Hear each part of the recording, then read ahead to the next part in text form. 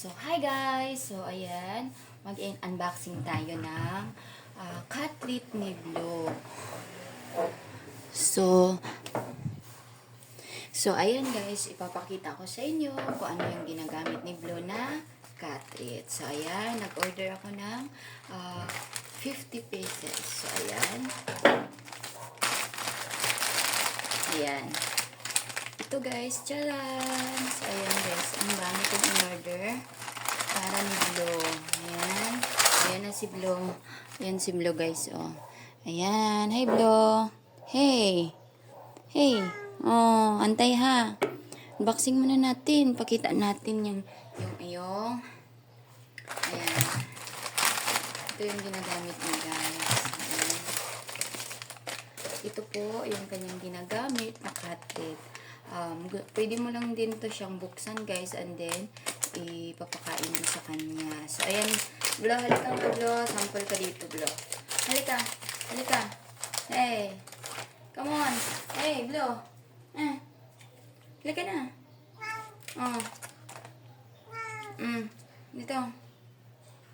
Dito. Bilis, akyat, akyat na. Oh, ta.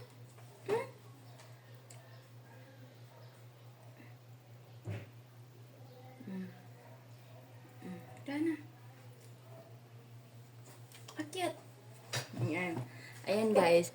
Pwede nyo siyang ipakain. Ayan, pakita ko sa inyo. Ayan. Pwede na siya ipakain ng ganyan guys. Ayan. Ayan na. Ayan. Ganyan lang. Ayan. Ito nga. Ay, wait lang. Napakatakaw naman. Ay, wait lang. Dandahan. Takaw nito guys, naku. Actually guys, yung vitamins nito guys is Puenta ang ginagamit ko. Hindi naman to Hindi naman makapag-antay Pinapakita nga natin dun sa viewers mo Tapos ang takaw-takaw mo. Ayan nanano na Oh, kainin mo yan. Ayan Ayan, kainin mo yan. Takaw-takaw Ayan guys, gusto nyo, ganyan lang din yung pagpapakain nyo guys. Ito naman kasi si Blue napakatakaw Ayaw naman kasi magpabida Ayan, ganyan mo na. Dilaan mo na. Ayan. Ayan, sa ilalim. Ayan guys, ito yung paborito niyang cat treat guys. Pinabigyan ko siya ng cat treat, umaga isa, sa gabi isa. Hinahalo ko siya sa vitamins niya guys. Kasi, yung vitamins niya is capsule. So, hindi niya nikakain ng maayos, naiiwan. So, ang ginawa ko, hinahalo ko sa pagkain niya, yung cat treat, yung vitamins niya. Dito ko hinahalo sa cat treat niya. Okay, wala na. Okay naman, wala na. Tapon ko muna to. No more. Wala na. No more na, no more. No more. Wala na. Balik ka doon. Balik ka. Balik ka dito. Nahuko ka talaga. Try nga lang yun Try nga lang yun wala na. Wala na. Ayan guys, gusto mo niya talaga.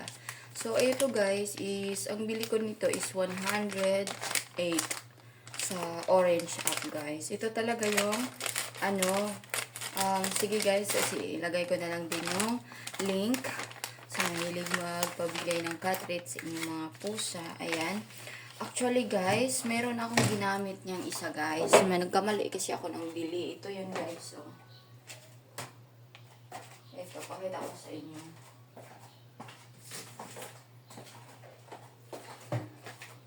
Ayan. Ito naman, sobrang water niya, kaya hindi siya masyadong gusto ni Blue. So, ayan, kaya iniiba ko siya. No! Tapos na. Isang beses lang. Tama na, isang beses lang dapat. Mamaya na naman kasi mawalan ka ng gana kumain ng pagkain mo. Kapag kain ka ng kain yan, ha? Kaya, maya na. Ayan guys. So, ayan. Ganito lang, parang sa akin guys, napaka-easy niya kasi pwede mo siyang hawakan. Ayan.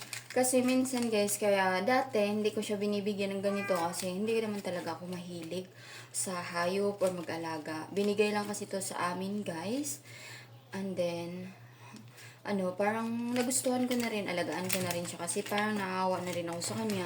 Lalo kapag puti kasi yung pure white kasi yung pusa guys, mabilis maglagas yung balahibo nila kapag di sila naalagaan.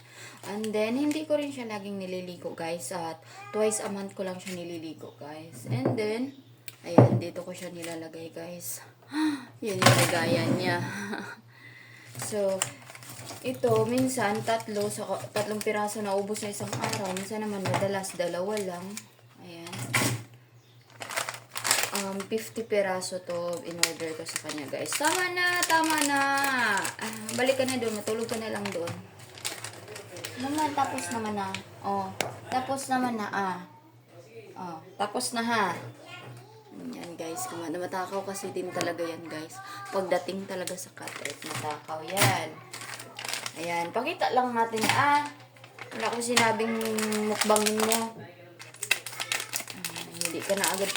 Yung food pala niya guys, ang hiyang sa kanya, hindi siya naglalaga sa Whiskas. Medyo pricey guys, pero worth it naman. Compare naman, pinakain ko siya ng Pityam or yung Cuties. Hindi niya hiyang guys. Bukod sa hindi niya gustong kainin, naglagas yung balahibo niya. Kapag pure white kasi yung pusa guys, is napaka-sensitive ng mga balahibo nila at mabilis silang magkaka-allergy. Ayan. Tulad nito ni Blo, meron talaga siyang allergy palagi kapag hindi ko nagagamot. So, ayan guys, itong yung ganyan nila. May napakarama, 50 pesos to guys. Tapos, meron siyang free na 10 guys. Kasi pag bumili ka ng bultuhan. So, ayan. Compare sa 10-10 na yung bili mo or pira-piraso lang. Ako 50 pesos. Tapos may health suki na nga ako. Ay, binigyan ako ng free. So, ito yung cat litter guys.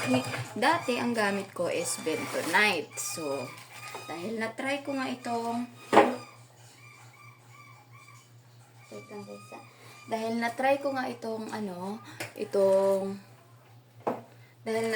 nga itong Tufo na cat litter, ito na yung ginagamit ko. So, ayan guys. Isang lang din naman ang nag-orderan ko nito. Lagay ko na lang din yung link dyan. So, sobrang safety niya guys.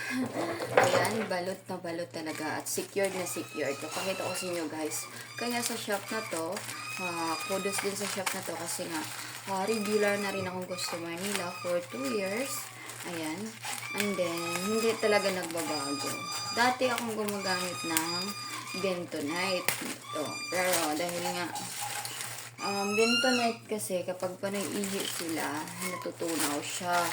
So, nagbabasa, naamoy yung wiwi. Unlike dito sa cat litter ng Tufo, kaya ito yung mas nagustuhan ko. Maubos na lang yung cat litter, yung dry pa rin talaga siya. So, mas easy siya for me. So, ayan guys, napaka-secure niya. Ayan, ganyan ka-secure. Ayan. Yan, ganyan ka-secure guys. Ayan, so ang in-order ko is 2. Sobrang secure nga guys. Kasi bukod sa may box sa loob, naka talaga siya, vacuum talaga yung cat litter guys. So, iwas talaga siya sa leak or iwas basag talaga ng plastic. So, ayan. Ayan guys. Ay. Ayan guys, sobrang safety. Ayan. Ang pinili ko is rainbow. Ayan. Rainbow. Ayan. Ito yung napili ko guys. So, ayan. Sobrang bango nito guys. Kahit iba-iba naman ang flavor na pinipili ko guys. Depende sa pag ginamit ko is green tea. Ngayong unang order ko is green tea. The next niyan, milk or sunod is rainbow. Ito rainbow na naman ang order ko. Ayan guys. Ito yung brand talaga ng cat litter na ginagamit ko. Ayan. So, Kinagandahan kasi nito guys, mabango siya. Second is, health, pet lover na tofu nga talaga siya, na cat litter talaga. Alam mo yung hindi talaga na na-atching yung mga pusa. Or hindi talaga siya yung parang dust na lumilipad kapag ibubuhos mo. Hindi siya ganun guys. Next is kuhanan ko rin siya ng video guys. So ayan. Ito yung ginagamit namin guys. Ayan. Cat litter guys. So, bale, kahit nga, depende kasi madalas is sa Orange app is merong voucher or maka-free shipping ka talaga guys. Or kapag suki ka na, ganon. So, ako kasi, suki na ako sa shop na ito. Ganon. And then, kaya, talagang hindi na ako nagkakamali. Ayan guys, 70% tofu cat litter, 29% natural or bentonite. So, ayan.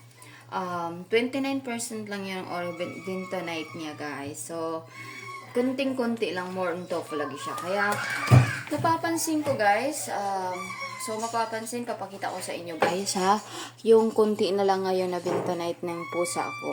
Kahit sobrang konti na lang niya guys, dry pa rin siya at hindi lumalabas yung amoy.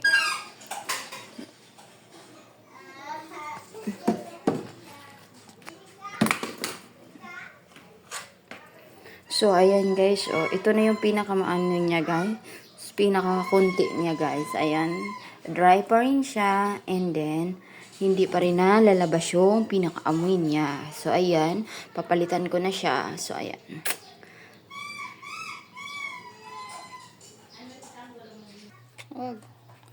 So, ayan lang guys. So, sa mga naghahanap ng best na cat litter, so, isa ito sa mga recommend ko guys kung mga nag-aalaga kayo ng mga pusa. So, ayan, sobrang kulit nga yung pusa ko. Ayan.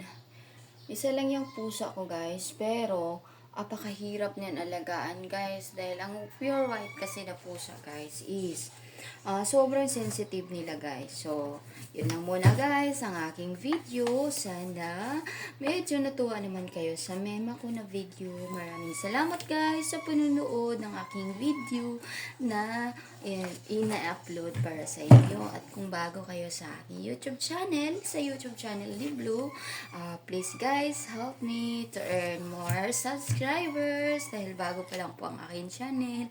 At lahat ng ini-upload ko dito guys, itong ko lang sa personal life ko with Blue. So, yan guys.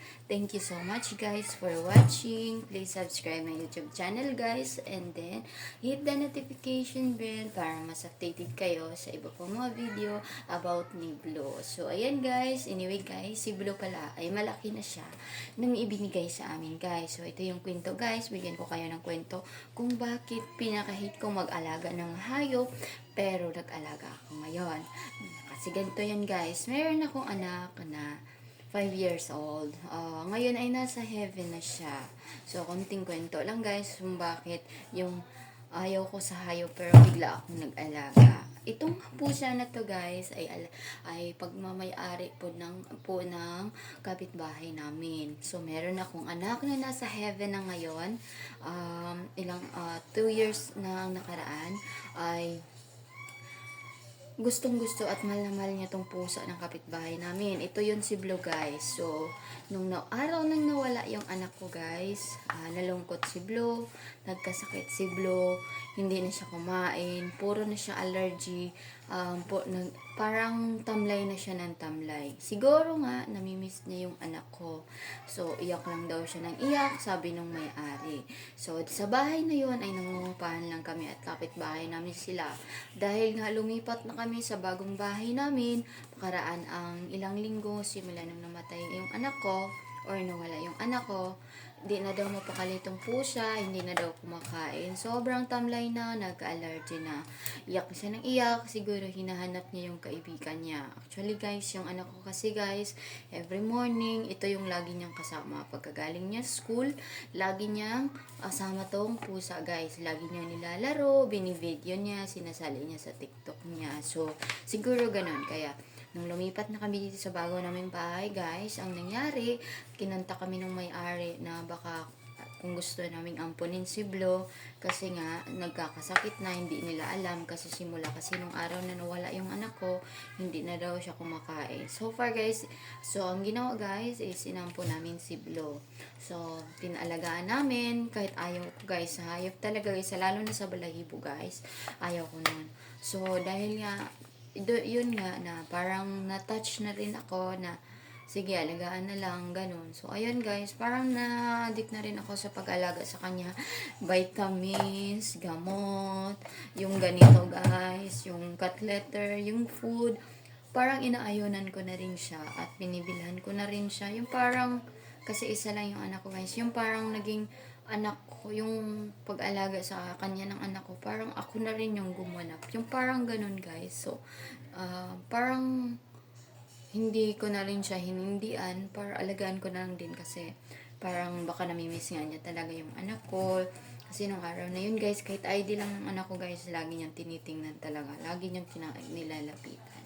So guys, yung mga alaga talaga nating hayop, alam nyo bang is napaka-loyal nila sa amo nila, lalo na kung tinitreat sila ng maayos. Kapag ang amo nila nagkasakit or nawala yung amo nila, sila yung naaapektuhan. So, ayan guys, thank you for watching sa aking video. So, ayan, konting-konti lang yung kwento ko guys. Kasi, ayoko lang ikwento ko yung mga sad. Gusto ko lang ikwento kung bakit nasaan yung simplo. So, ayan, thank you for watching guys!